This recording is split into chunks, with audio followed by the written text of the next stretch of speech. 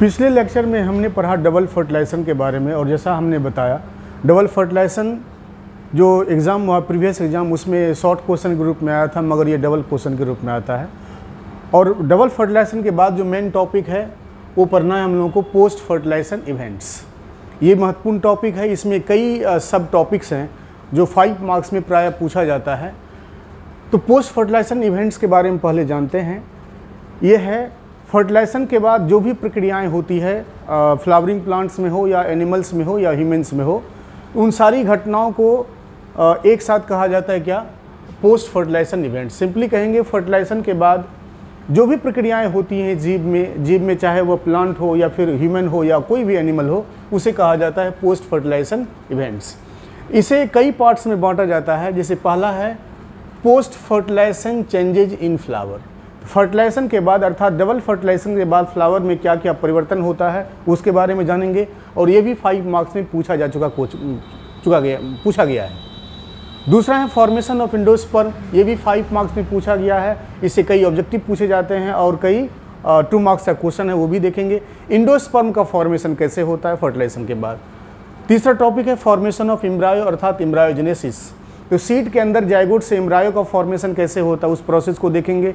Formation of seed, बीज का निर्माण कैसे होता है, और फॉर्मेशन ऑफ फ्रूट। इन सारे टॉपिक्स को बारी बारी से डील करेंगे, और प्रत्येक टॉपिक ये अपने आप में 5 मार्क्स का क्वेश्चन है, और साथ ही साथ 2 मार्क्स और ऑब्जेक्टिव तो रहना ही है। तो सबसे पहला टॉपिक हम लोग डील करेंगे post fertilization changes in flower. Double fertilization के बाद फ्लावर में क्या किस तरह का परिवर्तन होता है और क्या क्या परिवर्तन होता है जो फ्लावरिंग प्लांट के लिए उपयोगी होता है और हम लोगों के लिए भी फायदेमंद है। तो देखते हैं। तो फ्लावर में जितने भी ऑर्गेन्स होते हैं, फ्लावर में जितने भी प्रकार के अंगे हैं, उन सब में क्या क्या परिवर्तन होता है उन सबको बारी बारी से देखना है। तो सबसे पहले जैसे हम लोग जानते हैं सेपल। सेपल के बारे में परिचित हैं। ये कैलिक्स का यूनिट होता है। तो सेपल डबल फर्टिलाइजेशन के बाद जो फ्लावरिंग प्लांट में होता है ये प्रायः सूख कर नष्ट हो जाता है, अर्थात ये फॉल डाउन, सूख कर नष्ट हो जाता है। लेकिन कुछ प्लांट्स ऐसे हैं जिसमें फ्रूट के निर्माण के बाद भी लंबे समय तक, अर्थात फर्टिलाइजेशन के बाद भी लंबे समय तक वह फ्रूट से जुड़ा रहता है। और आपने देखा होगा जैसे ब्रिंजल में, एग्जाम्पल में ब्रिंजल बैंगन में,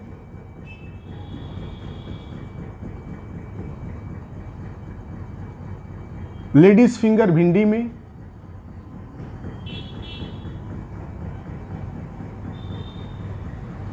टोमेटो में, एटसेट्रा। वैसे चिली मिर्ची में भी होता है। इन सभी में क्या होता है, डबल फर्टिलाइजेशन के बाद जो है ये जो सेपल है ये लंबे समय तक बरकरार रहता है, अर्थात फ्रूट के साथ जुड़ा हुआ रहता है। लेकिन अधिकांश फ्लावरिंग प्लांट में क्या होता है, सेपल जो है वह सूख कर नष्ट हो जाता है, जिसको हमने यहाँ पे फॉल डाउन लिखा है। उसके बाद दूसरा जो फ्लावर का पार्ट है वो है पेटल। इसके बारे में जानते हैं, ये क्या है, कोरोला का यूनिट है। तो पेटल भी क्या होता है, डबल फर्टिलाइजेशन के बाद ये सूख कर नष्ट हो जाता है, जिसे फॉल डाउन हमने लिखा। सेम कहानी एस्टेमेन की भी है। एस्टेमेन जिसे एंड्रोसियम का यूनिट होता है एस्टेमेन, ये भी सूख कर नष्ट हो जाता है फर्टिलाइजेशन के बाद। एस्टिग्मा स्टाइल, क्योंकि ये पता है ना आपको ये किसका पार्ट है, ये कार्पेल या पिस्टिल का पार्ट है। एस्टिग्मा स्टाइल ये दोनों भी क्या होता है, डीजेनरेटेड या सिंपली डीजेनरेट भी कर सकते हैं या फॉल डाउन भी कर सकते हैं, ये भी सूख कर नष्ट हो जाता है। नेक्स्ट वन है ओवरी। ये महत्वपूर्ण है। ओवरी फर्टिलाइजेशन के बाद जैसे ही डबल फर्टिलाइजेशन कंप्लीट हो जाता है, ओवरी को हम लोग क्या कहते हैं, फ्रूट कहते हैं। ठीक है, अर्थात ओवरी फ्रूट में परिवर्तित हो जाता है। ये ध्यान रखना, कई बार ऑब्जेक्टिव में पूछा गया है फ्रूट का फॉर्मेशन किससे होता है, तो ये ओवरी से होता है। ठीक है। और दूसरा है ओवेरियन वॉल, क्योंकि ओवरी का ही हिस्सा होता है। ओवरी जिस रचना से घिरा होता है उसे कहते हैं ओवेरियन वॉल। ये जो ओवेरियन वॉल है यह पेरिकार्प में परिवर्तित हो जाता है, जिसे हिंदी में फल भित्ति कहते हैं। क्योंकि प्रत्येक फ्रूट क्या होता है, एक खास प्रकार के परत से ढका होता है। इनिशियली वह ग्रीन होता है, बाद में अलग कलर, फ्रूट के पकने के बाद वह अलग कलर को एक्वायर करता है, जिसे कहते हैं फल भित्ति या पेरिकार्प। ये भी ध्यान में रखना है। ओवेरियन वॉल, ओवरी का जो दीवाल या भित्ति है वह किस में बदलता है, पेरिकार्प में बदल जाता है। अब इन दोनों को ध्यान से देखना है। ये आउटर इंटेगुमेंट और दूसरा इनर इंटेगुमेंट। हमने ओव्यूल के स्ट्रक्चर में पढ़ा था इंटेगुमेंट। ओव्यूल क्या इंटेगुमेंट क्या होता है? ओव्यूल के जो कवर हैं उसे कहा जाता है इंटेगुमेंट, और इंटेगुमेंट प्रायः दो परत से बना होता है, एक को कहते हैं आउटर और दूसरे कहते हैं इनर इंटेगुमेंट। ये आउटर इंटेगुमेंट है, यह डबल फर्टिलाइजेशन के बाद जिस रचना में बदलता है उसे कहते हैं टेस्टा। ठीक है, तो आउटर इंटेगुमेंट डबल फर्टिलाइजेशन के बाद टेस्टा में बदलता है और इनर इंटेगुमेंट डबल फर्टिलाइजेशन के बाद टेगमेन में परिवर्तित होता है। अब ये टेस्टा और टेगमेन जो है, ये दोनों को मिला करके कहा जाता है सीड कोट। याद रखना है, जिसे हिंदी में कहते हैं बीज कवच। बीज का जो छिलका होता है, और प्रायः बीज का छिलका भी दो परतों से बना होता है।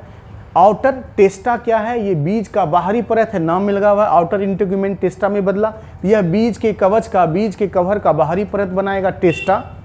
कई बार ऑब्जेक्टिव क्वेश्चन में पूछा गया है। और जो बीज के कवच का या कवर का अंतः परत होता है उसे कहते हैं टेगमेन। ये भी याद रखना, टेस्टा आउटर बाहरी परत होता है बीज कवच का, और टेगमेन बीज कवच का अंतः परत होता है। ठीक है, अब नेक्स्ट, ओवरी के अंदर क्या होता है? ओव्यूल होता है। ओव्यूल किस में बदल रहा है? सीड में बदल रहा है। ये भी ध्यान में रखना है कि डबल फर्टिलाइजेशन के बाद ओव्यूल या बीजांड जो होता है वह बीज में अर्थात सीड में परिवर्तित हो जाता है। उसके बाद फनिकिल जो है वो फनिकिल ही रहता है, इसके बीजांड वृंत। ठीक है, ये सब बात हम लोग कर चुके हैं ओव्यूल के स्ट्रक्चर में। ओव्यूल के स्ट्रक्चर को आप देखिएगा, माइक्रोपाइल में कोई परिवर्तन नहीं होता है, माइक्रोपाइल ही रहता है।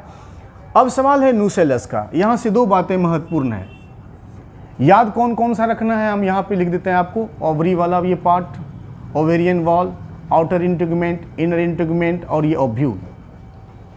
उसके बाद न्यूसेलस, बाकी वो आपको डिटेल में पढ़ना है, आप प्रीवियस लेक्चर में पढ़ चुके हैं। न्यूसेलस जो होता है, आपको पता है न्यूसेलस ओव्यूल के अंदर जो मौजूद होता है खास स्ट्रक्चर, जो किसके बीच पाया जाता है? एम्ब्रायो सैक और इंटेगुमेंट के बीच में मौजूद होता है, उसे कहते हैं न्यूसेलस। ये न्यूट्रिटिव टिश्यू है।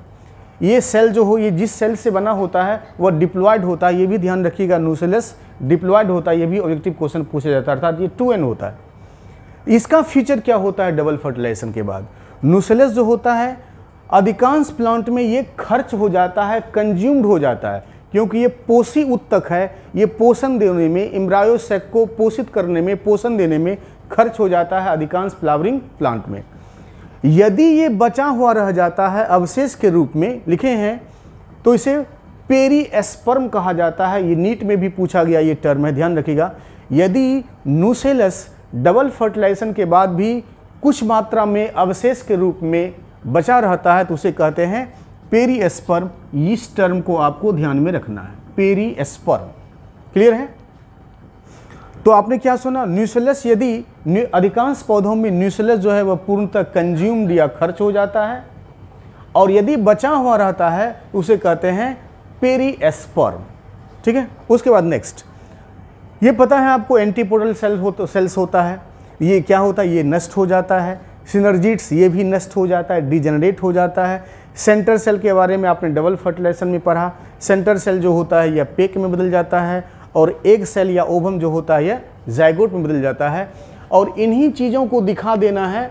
ठीक है, post fertilization changes in flower में कुछ चीज़ों को यहाँ पे मेंशन कर रहा है, जो करना है, जो आपको PDF में लिख के हम भेज देंगे। ठीक है, उसके बाद इन्हीं सारे बातों को एक्सप्लेन कर देना है, और ये हो जाएगा आपका 5 मार्क्स का क्वेश्चन। ठीक है, तो आज इतना ही, और हम अभी कुछ देर के बाद जो है PDF डाल देंगे, और आप लोग लिख लीजिएगा इसे, जो PDF में जितना है। ठीक है, ओके, बाय बाय।